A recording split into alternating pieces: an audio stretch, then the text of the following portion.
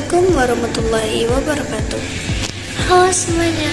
Sebelumnya perkenalkan saya Febriza Zahra dengan NIM 250422110. Hari ini kita bakal bahas sesuatu yang penting banget buat kehidupan bernegara, yaitu bentuk dan fungsi pemerintahan. Kalian pasti sering dengar kata pemerintah, tapi sebenarnya apa sih artinya dan ngapain aja mereka? Yuk kita bahas bareng. Ngomongin pemerintahan itu sebenarnya deket banget sama kehidupan kita sehari-hari. Mulai dari urusan sekolah, jalan yang kita lewatin, sampai listrik yang nyala di rumah, semua itu gak lepas dari peran pemerintah. Jadi, meskipun kelihatannya besar dan jauh, sebenarnya pemerintahan tuh ada di sekitar kita dan ngaruh banget ke kehidupan kita semua. Apa itu pemerintahan? Pemerintahan adalah sistem atau proses yang dijalankan oleh lembaga negara untuk mengatur dan mengurus kehidupan rakyat agar tercipta keteraturan, keadilan, dan kesejahteraan. Jadi pemerintahan itu bukan cuma presiden aja ya, tapi juga seluruh lembaga yang ikut mengatur negara, mulai dari pusat sampai daerah, supaya kehidupan masyarakat bisa berjalan tertib. Tanpa pemerintahan, bayangkan kalau tiap orang bikin aturan sendiri, pasti kacau. Nah, karena itulah pemerintahan dibentuk, supaya kehidupan masyarakat bisa terarah dan adil. Baik, sekarang kita masuk kepada unsur-unsur pemerintahan. Yang pertama ada wilayah, yaitu tempat berlakunya kekuasaan pemerintah. Yang kedua ada rakyat, yaitu pihak yang diatur dan dilayani. Yang ketiga ada pemerintah, yaitu lembaga yang menjalankan kekuasaan. Yang keempat ada kedaulatan, di mana kedaulatan menjadi kekuasaan tertinggi dalam suatu negara. Bayangin aja, kalau salah satu unsur ini nggak ada, pemerintahan nggak bisa jalan. Misalnya tanpa wilayah, kita nggak tahu batas negara kita di mana kan? Selanjutnya yaitu bentuk-bentuk pemerintahan di dunia. Yang pertama ada monarki, dipimpin oleh raja atau ratu, contohnya negara Inggris dan Jepang. Yang kedua ada republik, di mana kepala negara dipilih oleh rakyat, contohnya Indonesia dan Amerika Serikat. Yang ketiga aristokrasi, yaitu dikuasai oleh golongan bangsawan. Yang keempat ada oligarki, dijalankan oleh sekelompok kecil orang. Yang kelima ada demokrasi, di mana kekuasaan tertinggi di tangan rakyat. Kalau kalian lihat berita tentang Raja Charles di Inggris, itu contoh monarki. Sementara Indonesia, kita milih presiden setiap 5 tahun.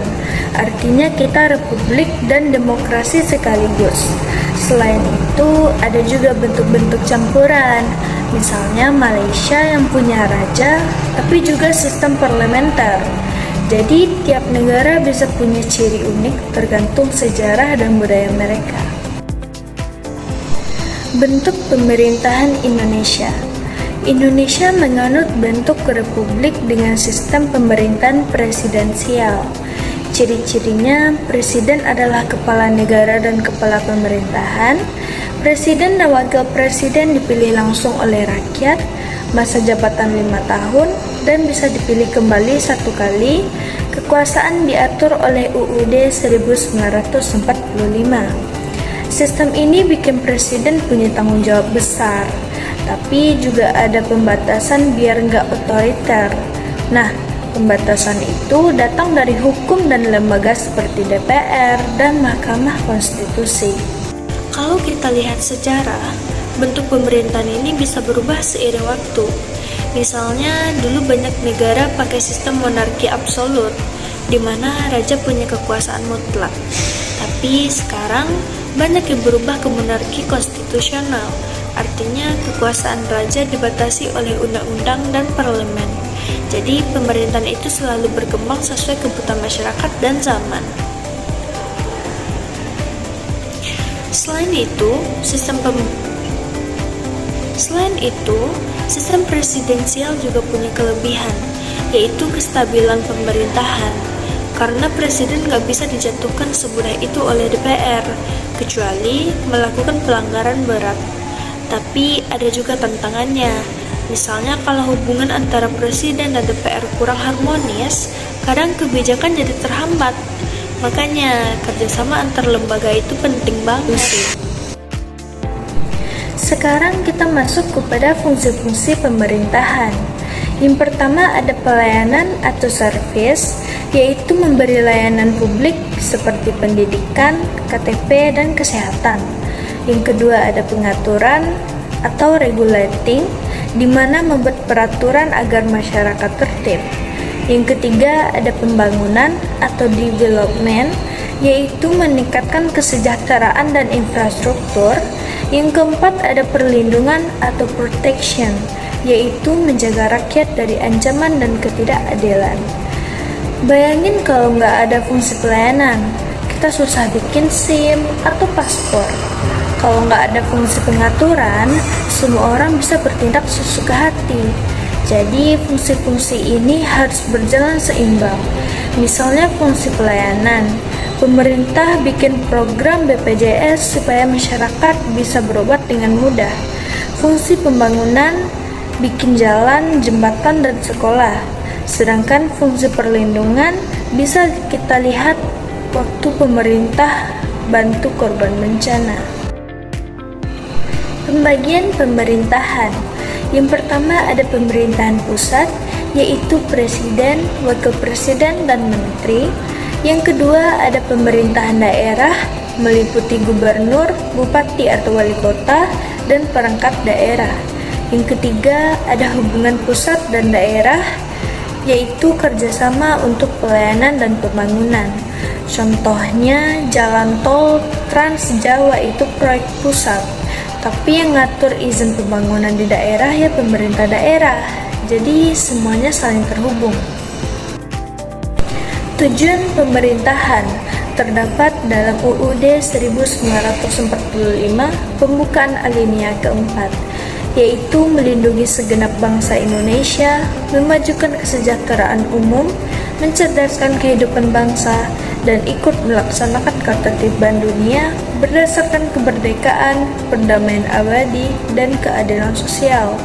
4 tujuan ini jadi arah utama semua kebijakan negara kita. Setiap keputusan pemerintah idealnya selalu kembali ke tujuan ini. Kalau kita lihat dari tujuan pemerintahan yang tertulis di Undang-Undang Dasar 1945, semuanya gak cuma sekedar kalimat, tapi juga jadi cita-cita bangsa. Misalnya, mencerdaskan kehidupan bangsa, artinya pemerintah wajib memastikan pendidikan bisa diakses semua orang, bukan cuma di kota, tapi juga di desa. Jadi, setiap kebijakan pemerintah idealnya harus bisa mendekatkan kita ke 4 tujuan besar ini. Selain tantangan-tantangan tadi, ada juga tantangan di era digital seperti sekarang. Pemerintah harus bisa beradaptasi dengan teknologi biar pelayanan publik makin cepat dan transparan. Tapi di sisi lain, muncul juga ancaman baru seperti penyebaran hoaks dan serangan cyber. Jadi, pemerintahan modern harus pintar memanfaatkan teknologi, jadi juga waspada dengan risikonya. Kita masuk pada tantangan pemerintahan. Yang pertama ada korupsi dan birokrasi yang lambat. Yang kedua ada ketimpangan ekonomi antar daerah. Yang ketiga ada rendahnya partisipasi masyarakat. Yang keempat ada pengaruh globalisasi terhadap kedaulatan negara. Ini bagian penting juga. Pemerintahan gak selalu mulus, pasti ada tantangan. Makanya kita butuh generasi muda yang peduli dan kritis biar pemerintahan makin baik. Kita juga bisa bantu lewat hal sederhana kayak aktif ikut pemilu atau ngasih kritik membangun di media sosial. Kesimpulannya, pemerintahan adalah sistem yang mengatur kehidupan negara. Indonesia menganut bentuk republik dengan sistem presidensial, memiliki fungsi pelayanan, pengaturan, pembangunan, dan perlindungan untuk mencapai tujuan nasional. Baik, sekian dulu yang dapat saya sampaikan. Terlebih dan terkurang saya mohon maaf. Terima kasih. Assalamualaikum warahmatullahi wabarakatuh.